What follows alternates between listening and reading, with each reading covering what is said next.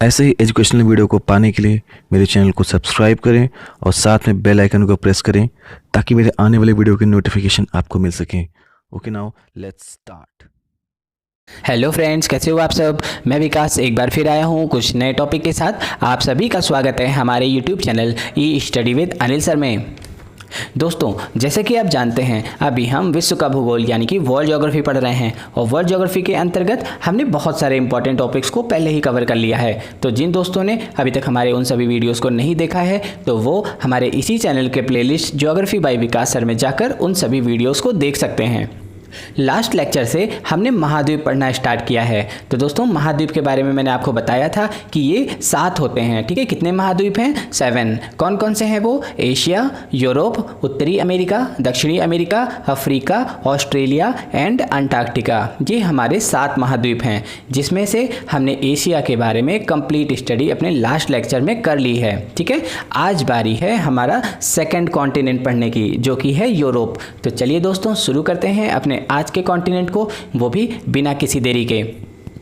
Europe महाद्वीप क्षेत्रफल की दृष्टि से ऑस्ट्रेलिया को छोड़कर अन्य सभी महाद्वीपों से छोटा है। तो दोस्तों, यूरोप के बारे में मैं आपको बताऊं तो ये क्षेत्रफल की दृष्टि से ऑस्ट्रेलिया को छोड़कर अन्य सभी महाद्वीपों से छोटा है। ठीक है, एशिया के बारे में मैंने आपको बताया था कि एशिया हमारा सबसे लार्जेस्ट कॉन्टिनेंट है। ठीक है, सबसे बड़ा कॉन्टिनेंट अगर कोई है तो वो है एशिया, और सबसे छोटा कॉन्टिनेंट कौन सा है? वो है ऑस्ट्रेलिया। और यूरोप क्या है? सेकेंड स्मॉलेस्ट, यानी कि 6ठे नंबर पर आता है ये।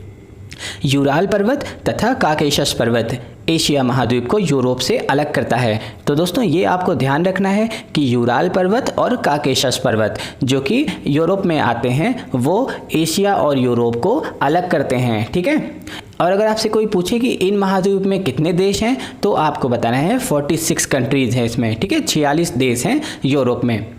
यूरोप विश्व का सर्वाधिक नगरीकृत महाद्वीप है। तो दोस्तों, नगरीकृत महाद्वीप, ठीक है, इसमें सबसे ज़्यादा नगर हैं यूरोप में। ठीक है, यूरोप क्या है? विश्व का सर्वाधिक नगरीकृत महाद्वीप है। यूरोप को प्रायद्वीपों का प्रायद्वीप भी कहा जाता है। लास्ट वीडियो में मैंने आपको बताया था कि प्रायद्वीप क्या होता है। प्रायद्वीप का मतलब होता है पेनिनसुला। इसका मतलब होता है प्रायद्वीप देश, मतलब ऐसे देशों को कहते हैं जो अपने 3 ओर से समुद्र से घिरे होते हैं। ठीक है, तीनों ओर से समुद्र होते हैं, उन्हें कहते हैं प्रायद्वीप। तो आपको यूरोप में बहुत सारे कंट्रीज ऐसे देखने को मिल जाएंगे जो कि 3 ओर से समुद्र से घिरे हैं। ठीक है, तो कई सारे प्रायद्वीप आपको देखने को मिले। और अगर आप एज ए होल यूरोप को देखते हैं, यूरोप कॉन्टिनेंट को देखते हैं, तो वहाँ भी आप देखेंगे कि 3 ओर से समुद्र से घिरा हुआ है। तो एक तरीके से हम यहाँ पे कह सकते हैं कि यूरोप प्रायद्वीपों का प्रायद्वीप है। ठीक है, अब आई होप आपको क्लियर हो गया होगा कि इसे प्रायद्वीपों का प्रायद्वीप क्यों कहते हैं। और ऐसे ही क्वेश्चन आपसे एग्जाम में पूछ लिया जाएगा। ठीक है, ऐसे दे देंगे प्रायद्वीपों का प्रायद्वीप किसे कहते हैं, उसके 4 ऑप्शन दिए होंगे और आपको बताना होगा। तो जो भी मैं आपको बता रहा हूँ पूरे कॉन्टिनेंट के बारे में, लास्ट टाइम मैंने एशिया के बारे में बताया, अभी मैं यूरोप के बारे में बता रहा हूँ। ऐसे ही मैं आगे आने वाले वीडियोस में सारे कॉन्टिनेंट के बारे में आपको एक एक करके बताऊंगा और ये यहाँ से डायरेक्ट क्वेश्चन पूछे जाने के चांसेस होते हैं। ठीक है, तो ये सारे वीडियोस आपके लिए बहुत ज़्यादा इंपॉर्टेंट है, इनको बहुत ही ध्यान से पढ़ना है आपको। यूरोप महाद्वीप जनसंख्या के आधार पर विश्व के तीसरे स्थान पे आता है। ठीक है, जनसंख्या के स्थान पे बात करें तो तीसरे नंबर पे आता है यूरोप। ओके, वैसे देखा जाए तो 6ठे नंबर पे आता है क्षेत्रफल की दृष्टि से, लेकिन अगर हम जनसंख्या की दृष्टि से बात करें तो ये तीसरे नंबर पे आता है। ठीक है, पहले नंबर पे एशिया आता है, सेकंड नंबर पे अफ्रीका आता है, थर्ड नंबर पे यूरोप आता है, चौथे पे नॉर्थ अमेरिका, उसके बाद साउथ अमेरिका, उसके बाद ऑस्ट्रेलिया। ठीक है, और एक और कॉन्टिनेंट बचता है जो कि है अंटार्कटिका। वहाँ पर कोई नहीं रहता, वहाँ पे इंसान रह ही नहीं सकते। ठीक है, वहाँ पे कोई भी नहीं रहता। इसलिए सबसे, अगर हम बात करें कि सबसे ज़्यादा जनसंख्या कहाँ रहती है तो आपको बताना है एशिया, और सबसे कम जनसंख्या कहाँ रहती है तो अंटार्कटिका, वहाँ पे 0 लोग रहते हैं। ठीक है, और वैसे अगर बात करें तो ऑस्ट्रेलिया में सबसे कम लोग रहते हैं। और यूरोप हमारा तीसरे नंबर पे आता है। यूरोप एवं एशिया के सम्मिलित रूप को यूरेशिया कहा जाता है। ये भी मैंने आपको बता रखा है, Europe plus Asia is equal to Eurasia. यह महाद्वीप विश्व का प्रथम विकसित महाद्वीप है। ठीक है, वह सर्वप्रथम पुनर्जागरण एवं औद्योगिक क्रांति का प्रारंभ यहीं से हुआ था। ठीक है, और इसीलिए इसको आधुनिक सभ्यता का केंद्र भी कहा जाता है। तो आपको तो पता है कि उस समय उसमें ग्रेट ब्रिटेन और इन सब तरीके से देश रहते थे। ठीक है, ब्रिटेन, इंग्लैंड। तो इसमें क्या होता था दोस्तों उस समय इन्होंने अपने बहुत सारे कंट्रीज़ को अपनी कॉलोनी बना रखी थी। तो सबसे पहले जो पुनर्जागरण और औद्योगिक क्रांति और कोई भी विकसित हुआ, कोई भी महाद्वीप, तो सबसे पहले इन्हीं का महाद्वीप विकसित हुआ, ठीक है, यूरोप का। ये भी आपको ध्यान रखना है। यूरोप का सर्वोच्च शिखर एलबुर्ज, जो कि काकेशस पर्वत का है, वो है, ठीक है। रूस में पाया जाने वाला काकेशस पर्वत का जो सबसे सर्वोच्च शिखर है, पूरे यूरोप का जो सबसे सर्वोच्च शिखर है, उसका नाम है एलबुर्ज, ठीक है। जिसकी ऊंचाई की बात करें तो वो 5642 मीटर ऊंचा है। ओके, तो ये आपको ध्यान रखना है, यूरोप का सर्वोच्च शिखर एलबुर्ज। आल्प्स पर्वत की सबसे ऊंची चोटी माउंट ब्लैंक है, ठीक है, जो कि फ्रांस में है। आल्प्स पर्वत की सबसे ऊंची चोटी का नाम बताओ, तो वो है माउंट ब्लैंक। यूरोप की सबसे महत्वपूर्ण नदी डेन्यूब है। क्या है यूरोप की सबसे महत्वपूर्ण नदी? डेन्यूब, जो कि लगभग 2842 किलोमीटर लंबी है। तो दोस्तों 2842 किलोमीटर लंबी है और ये कई सारे कंट्रीज से होकर पास होती है। यह ऑस्ट्रेलिया, बल्गारिया, चेक, स्लोवाकिया, यूगोस्लाविया और रोमानिया से होकर बहती हुई यूक्रेन की सीमा के निकट काला सागर में जाकर गिर जाती है। तो अगर आपसे एग्जाम में पूछा जाता है कि यूरोप की सबसे महत्वपूर्ण नदी का नाम बताइए, तो आपको बताना है डेन्यूब। डेन्यूब नदी के तट पर बुडापेस्ट, बुखारेस्ट, वियना और बेलग्रेड बंदरगाह स्थित हैं, ठीक है दोस्तों।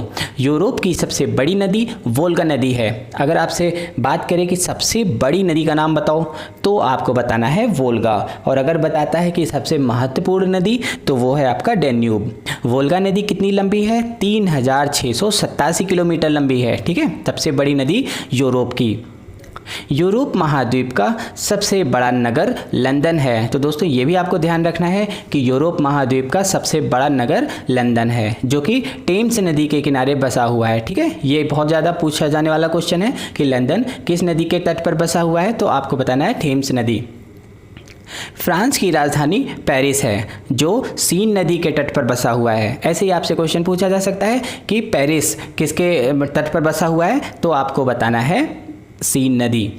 फ्रांस को विश्व का सुंदर नगर माना जाता है, ठीक है। इसे फैशन की नगरी यानी कि फैशन सिटी भी कहते हैं। तो ये भी आपको याद रखना है कि फ्रांस को फैशन की नगरी, विश्व का सबसे सुंदर नगर, ठीक है, फैशन सिटी बोला जाता है इसको।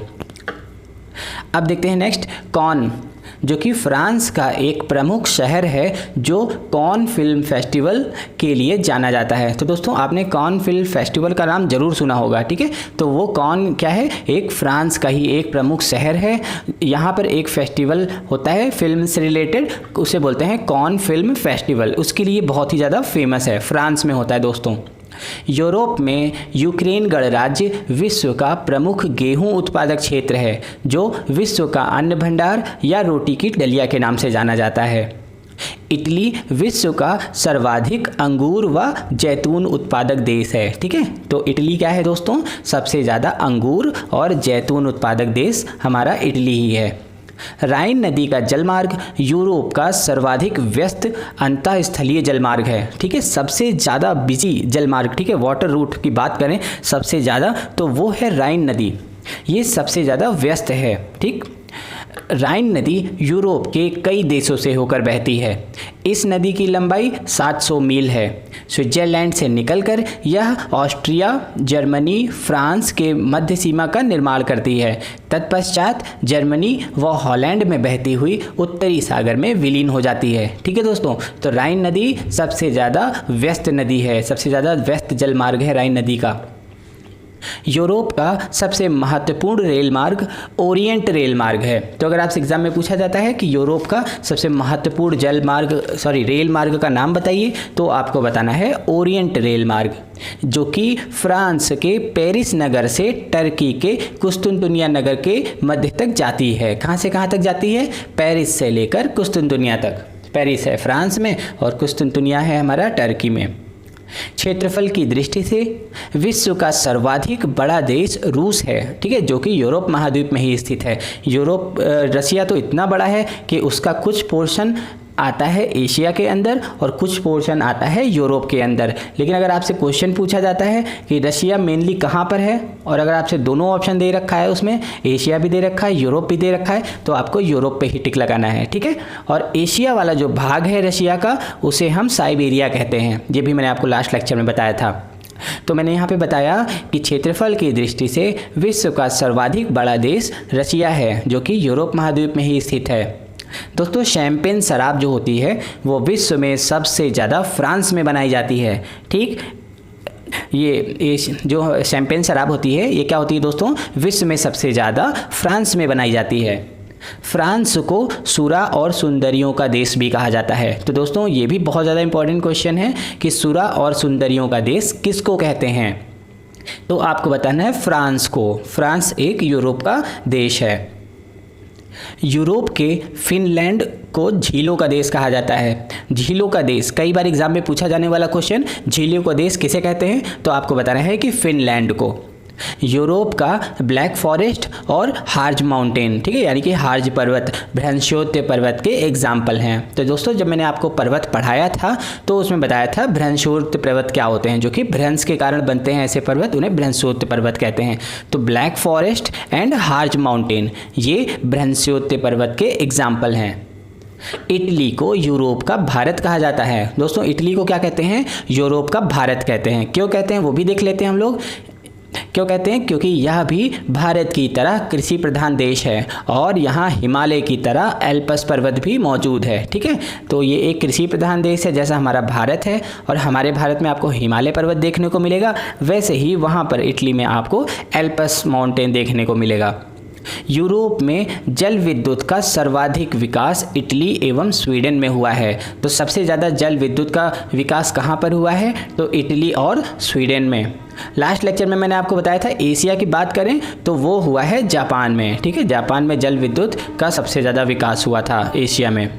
फ्रांस को वाइन यार्ड कहते हैं। क्या कहते हैं दोस्तों, फ्रांस को वाइन यार्ड के नाम से जानते हैं। ये छोटे छोटे लाइंस हैं, आपको बहुत अच्छे से मेमोराइज करनी है। ये डायरेक्ट क्वेश्चन है जो पूछा जाएगा एग्जाम में। वाइन यार्ड किसे कहते हैं, आपको बताना है फ्रांस को, ठीक है। वाइन यार्ड क्या होता है, ये अ प्लेस और form of grapes wine where wine grapes are produce, ठीक है, जहाँ पर वाइन ग्रेप्स प्रोड्यूस किए जाते हैं उसे कहते हैं वाइन यार्ड। तो फ्रांस को ही वाइन यार्ड का दर्जा दिया गया है। नॉर्वे को फियोर्ड तटों का देश कहते हैं, ठीक है, फियोर्ड तटों का देश। फियोर्ड क्या होता है, फियोर्ड तट की रचना हिम पिघलने के बाद हिमानी घाटी के धीरे धीरे जलमग्न हो जाने से होती है, ठीक है। हिमानी घाटी होती है जहाँ पर बर्फ़ जमा होता है, बर्फ़ के पहाड़ होते हैं एक तरीके से, तो जब वो धीरे धीरे पिघल जाते हैं तो वहाँ पर क्या होता है, पिघलने के बाद में वहाँ पानी भर जाता है। तो जो पानी भर जाता है तो उसको कहते हैं, ऐसे तट को कहते हैं फियोर्ड तट, ठीक है। तो फियोर्ड तट की जो देश है, फियोर्ड तटों का देश, वो नॉर्वे है। ये आपको ध्यान रखना है। दोस्तों, इंग्लिश चैनल फ्रांस और यूनाइटेड किंगडम को अलग करता है, ठीक है। फ्रांस और यूनाइटेड किंगडम आप अपने मैप में देख सकते हैं कि जो बीच में है फ्रांस और यूनाइटेड किंगडम के, वो पूरा वाटर जो है वो इंग्लिश चैनल के नाम से जाना जाता है, ठीक है। तो इंग्लिश चैनल फ्रांस को यूनाइटेड किंगडम से अलग करता है। गल्फ स्ट्रीम जलधारा यूरोप का गर्म कंबल के नाम से जाना जाता है, ठीक है दोस्तों। गल्फ स्ट्रीम जलधारा को क्या कहते हैं, यूरोप का गर्म कंबल कहते हैं। स्विट्जरलैंड को यूरोप का खेल का मैदान कहा जाता है, play ground of the Europe, ठीक। अगर आपसे क्वेश्चन पूछा जाता है कि यूरोप का खेल का मैदान किस देश को कहते हैं या फिर play ground of the Europe किसे कहते हैं, तो आपको बताना है स्विट्जरलैंड। यूरोप का मरीज यानी कि सिक मैन ऑफ यूरोप, ये किसे कहते हैं, तो टर्की को कहते हैं, ओके। ये भी आपको ध्यान रखना है, टर्की को हम लोग यूरोप का मरीज कहते हैं। नीदरलैंड ने उत्तरी सागर के तट के साथ बड़े बड़े तटबंध बनाकर समुद्र से भूमि प्राप्त की। तो दोस्तों, क्या होता है, समुद्र होता है, समुद्र के पानी को एक तरीके से आपको पीछे ढकेल कर उसकी जो ज़मीन है अगर वहाँ पे आप रहने योग्य बना देते हैं तो ऐसी ऐसा काम किया है नीदरलैंड ने, ठीक है। अभी देखते हैं पूरा, फिर मैं आपको एक्सप्लेन करता हूँ। ये नीदरलैंड ने उत्तरी सागर के तट के साथ बड़े बड़े तटबंध बनाकर समुद्र से भूमि प्राप्त की। इन तटबंधों को, तो ये जो बंध बनाते हैं, ठीक है, तटबंध बनाते हैं, इसे डाइक कहते हैं। और इस प्रकार की जो भूमि है उसे कहते हैं पोल्डर। तो आपको ध्यान रखना है, ठीक है। समुद्र के पानी को जो पीछे हटा दिया और आपने एक दीवार की तरीके से तटबंध बना दिया, तो उस तटबंध को हम लोग बोलते हैं डाइक, और जो हमने भूमि प्राप्त की उसे बोलते हैं पोल्डर। ओके दोस्तों। International Court of Justice is located at Hague in Netherland. तो दोस्तों ये भी आपको ध्यान रखना है कि अंतर्राष्ट्रीय न्यायालय नीदरलैंड के हेग में स्थित है। ओके। अल्पस पर्वत का सर्वाधिक विस्तार स्विट्जरलैंड में है, ठीक है। सबसे ज़्यादा अल्पस पर्वत कहाँ पर इसका विस्तार हो रखा है, तो वो है स्विट्जरलैंड में। स्विट्जरलैंड और इटली के बीच में ग्रेट सेंट बर्नार्ड दर्रा मार्ग प्रदान करता है, ठीक। स्विट्जरलैंड और इटली के बीच में एक दर्रा है। दर्रा के बारे में अगर आपको नहीं पता है तो मैं आपको बता दूं, ये माउंटेन पासेज होते हैं कि माउंटेन के बीच से जो रास्ता होता है उसी को बोलते हैं दर्रा, ठीक। तो स्विट्जरलैंड और इटली के बीच में जो दर्रा है उसका नाम है ग्रेट सेंट बर्नार्ड दर्रा। ये आपको ध्यान रखना है, ठीक है। अगर आपसे पूछा जाता है ग्रेट सेंट बर्नार्ड दर्रा किन किन देशों के बीच में मार्ग प्रोवाइड करता है, ठीक है, तो आपको बताना है Switzerland and Italy. Austria and Italy के बीच में ब्रेनर दर्रा मार्ग प्रोवाइड करता है, ठीक है। ऐसे आपको ध्यान रखना है, ठीक है। ब्रेनर दर्रा ऑस्ट्रिया और इटली के बीच में मार्ग प्रदान करता है। पो नदी को इटली की गंगा भी कहा जाता है। बहुत इंपॉर्टेंट क्वेश्चन है, ठीक है। पो नदी, इसको कहते हैं इटली की गंगा। इटली में बहने वाली पो नदी, इसी को इटली की गंगा भी कहते हैं। फ्रांस की सीन नदी इंग्लिश चैनल में गिरती है, ठीक है। और फ्रांस की जो सीन नदी, फ्रांस के अंदर बहने वाली नदी है सीन नदी, और वो लास्ट में इंग्लिश चैनल में ही जाकर गिरती है। फ्रांस को भूमि व जलवायु की दृष्टि से लघु यूरोप कहा जाता है, ठीक है। यूरोप तो आपने देखा है कितना बड़ा है यूरोप, लेकिन फ्रांस को लघु यूरोप कहते हैं, ठीक है। ये उसकी भूमि और जलवायु की दृष्टि को देखते हुए बोला गया है। फ्रांस यूरोप का एक देश मात्र है, ठीक है, जो खाद्यान्न उत्पादन में आत्मनिर्भर है। खाद्यान्न में क्या है, ये आत्मनिर्भर है। इसे किसानों का देश एवं समुद्रों की रानी भी कहा जाता है। तो ये भी आपको ध्यान रखना है कि फ्रांस जो है उसको खाद्यान्न उत्पादन में आत्मनिर्भर है और इसे किसानों का देश एवं समुद्रों की रानी भी कहा जाता है। नॉर्वे के स्वेलबार्ड द्वीप में अंतर्राष्ट्रीय बीज भंडार बनाया गया है, ठीक है। स्वेलबार्ड, ये द्वीप आपको याद रखना है। नॉर्वे के स्वेलबार्ड द्वीप में अंतर्राष्ट्रीय बीज भंडार बनाया गया है, ठीक है। अब दोस्तों बहुत इंपॉर्टेंट चीज़ें हम देखने वाले हैं। अब हम देखते हैं ग्रेट ब्रिटेन। अगर आपसे कोई बोलता है ग्रेट ब्रिटेन, इंग्लैंड, ठीक है, यूनाइटेड किंगडम, इन सब में क्या डिफरेंस है, तो आज आपको वो डिफरेंस बहुत अच्छे से पता चल जाएगा, ठीक। ग्रेट ब्रिटेन की बात करें तो उसमें इंग्लैंड, वेल्स एंड स्कॉटलैंड आते हैं, ठीक है। इंग्लैंड और वेल्स और स्कॉटलैंड ये तीन अलग अलग देश हैं, लेकिन जब हम इन तीनों देशों को एज ए होल देखते हैं तो वो ग्रेट ब्रिटेन के नाम से जाने जाते हैं, ठीक है। अगर आपसे बोला जाता है ग्रेट ब्रिटेन तो आपके मन में तुरंत इमेज आ जानी चाहिए कि अच्छा इंग्लैंड, वेल्स और स्कॉटलैंड। लेकिन अगर आपसे यूनाइटेड किंगडम बोला जाता है तो उसमें आपको एक और देश जोड़ लेना है जो कि है आयरलैंड, ठीक है। United Kingdom equals to England, Wales, Scotland and Ireland, ठीक है। ये चार देश मिलकर यूनाइटेड किंगडम बनते हैं। जॉर्जिया, आर्मेनिया व अजरबैजान, इसको संयुक्त रूप से काकेशस राज्य भी कहा जाता है। काकेशस राज्य किसे कहते हैं, जॉर्जिया, आर्मेनिया और अजरबैजान। मॉस्को जो कि रशिया का कैपिटल है, इसको 5 सागरों का पत्तन कहा जाता है। क्या कहते हैं, 5 सागरों का पत्तन। ये 5 सागर कौन कौन से हैं, कैस्पियन सागर, काला सागर, बाल्टिक सागर, खेत सागर व लगोड़ा झील, ठीक है। तो ये हमारे 5 सागरों का पत्तन कहा जाने वाला मॉस्को के बारे में था। अब हम देखते हैं एंटवर्प जो कि बेल्जियम का एक शहर है, विश्व का हीरा व्यापार का सबसे बड़ा केंद्र है। पूरे विश्व का हीरा व्यापार का अगर कोई सबसे बड़ा केंद्र है तो वो है एंटवर्प जो कि बेल्जियम का एक शहर है।